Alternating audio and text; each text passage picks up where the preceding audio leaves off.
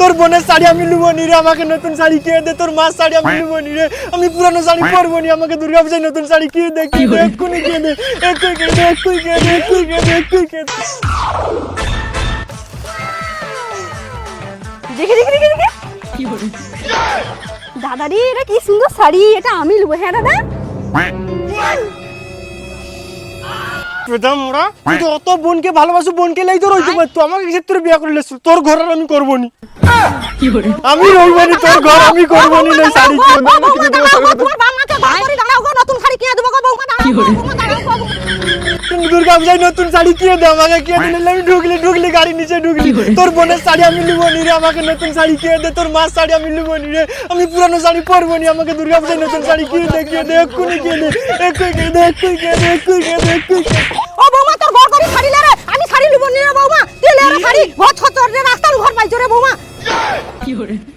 আমি পুরানো শাড়ি নিয়ে আমাকে কিন্তু পূজায় নতুন শাড়ি কিনে দিতে হবে। তোর বোনের থেকেও দামি দামি শাড়ি লুবো আমি, নাইলে কিন্তু আমি শাড়ি লুবো নিকো। হ্যাঁ আমি ঘর যাইনি ঠিক আছে, কিন্তু আমাকে নতুন শাড়ি নেই কিনে দিলে আমি আবার ঘুরে আসবো।